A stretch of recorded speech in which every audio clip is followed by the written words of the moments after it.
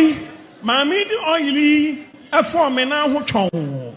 So, massage me or so, than you. The moon answer voted in the tree, a papa, menano, and the menas, menantamina, mensanam. I forget the moon answer, oh, kissy seminaho. I don't know what the catch a man and menaho.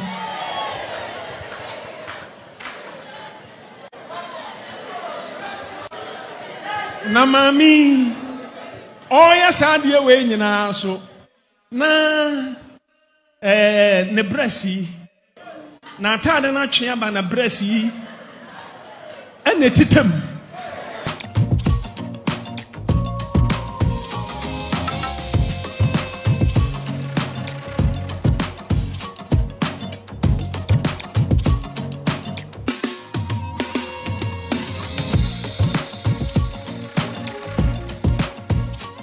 Other four, so for you, Miss Abina, Annie. Now, a dear in coma a wohonoma, ye be can was him, in some way, ye become was him. No, ya sofo, ya sofo penny, ya Sophia, Reverend Owusu Bempah, ya Sophia, just a wajidi, ewo Ghana, or the same be able to try. Na some of the other two and four. What's that? Mammy B. A friend of Mrs. Patience Mensah. Or yes, CEO of Ghana Needs Ghana. Or yes, CEO, a friend of Mrs. Patience Mensah. What's that? Mammy, I be and you may be at then when you fee. As I know where I mean, yet Sebi, okay, ye, me, and I am rancy, ya, Sebi. Ankomatum kra nti osofo bempa kira eka kete ankotum ni nyina ne sen ene se adofo bible ya praise the Lord hallelujah ye bible ye mu ana ye hu se eja ye baabi kira ye se Yesu onne suafo no omukọ baabi ema oba jamanfo bi anase ahyewoni bi baaye e de hu anase odi anwa ehwam perfume anase bi begu Yesu na ho e de ne trini kra pepaaye efe ne na ho ne adama Yesu kra ka ase feelings bi one na ase ne ade nti omo ka se nka Yesu kra njai se abaye wane sorry se de ade a oye no enke enye na so Yesu ka se omo nja no na ye kira ene dey sa ade no sa bible mu ade no esi wo Ghana ase esi wo ya ye sofo Owusu Bempah efie no no so kira bible mu se de ekọ no sa no so one mami ekọ no esan se Yesu wan stop mami no enti ono so wan stop mami no o ma ne ye de be se onye nyinada na se de mo abesi ase atse se de ono a eka a fire no who makes video no embra man in his life and had children. Now one day I was at home and a certain woman came to my house. She came with some elders. Was you young component na kasase Omeye de Mary Magdalene eyama Yesu no omeye mibi. Now she said that the Lord has spoken to her that she should do for me that which Mary Magdalene did for Jesus. I was baffled a bit. Honam who said, Mammy, one man in penny for no mobile in a pie, a come first hall, and a cow on me, and my second hall. Now, so this woman asked all the men, all the people she came with to excuse us. So they went to the first hall, and I was left alone with the woman in the second hall. Oil. Then this woman brought out an oil. And was a papa pacho, me person transi.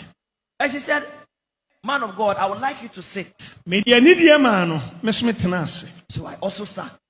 Yemuya said, Mammy, the oil, and menaho, or the srasra menaho, or srasra menaho, but manentu, they come in now, cocum, a bayan or the nana menaho. Was say one no ya Mary Magdalene, na mimi Yesu. Oh, yeah, I'm kind of say, Minya Yesu.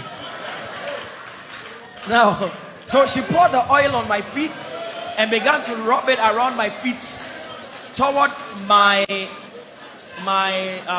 thigh area. Afei, mami di oili efo me na ho twon. So massage me oso ye den yo. De mu yan se body ni trinwi pepa me na ne ho. Ene me na ase, me na ntam nyina, ne nsa ne nam ho. Afo wi de mu yan se o kisi me na ho. Adofonom wode ne katre ma ne na me na ho.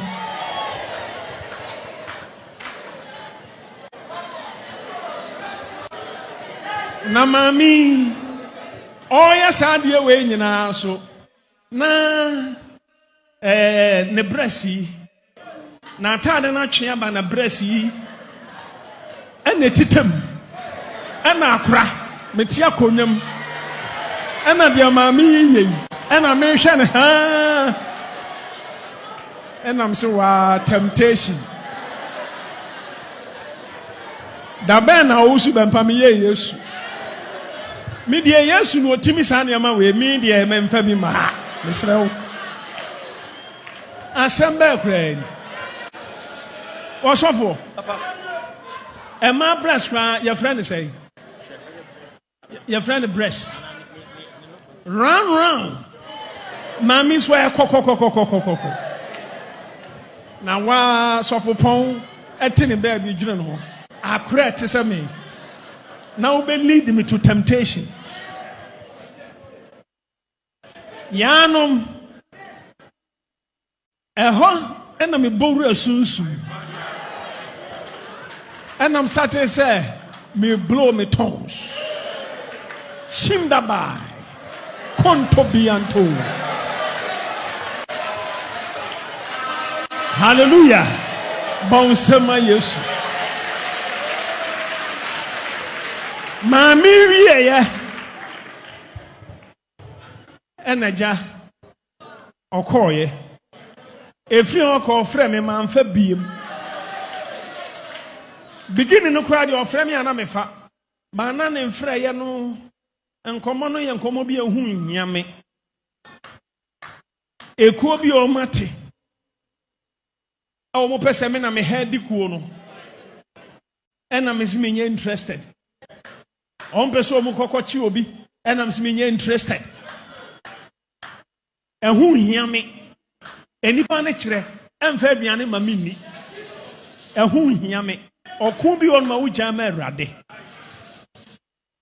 ma mi patience o kunu so ena obeye me saa akora metim ba bi dwene me ho enti adofo ensem wi a e wo ya ya esofo owusu bempah edi egu ho enie mwamu amote maso wose dey wose eka kitikiti wose eyi ngun bi kra wo bone no ho ni ade a ma me no kra san worry married woman in the yes ana adofo wotina ho na odwen a odwen ni say na owusu bempah ade nti na wo say wo mbeka sansem nyina emfa ne ho ana worry ana wadwam ana bibisa asa ono ade nkan aba ebabe yes said the ba no so be kan dia na akwa e say oh news atiewie what I say ana cause I say Ghana for nim book ka say osu empire say ware mbe mu so say oh there be and then mami ye wanya ade so what I say na so ni nyina mu no ensem a osu empire edigu ho eni eye wo sonfo Miss Abena dasene ye bi senhia akram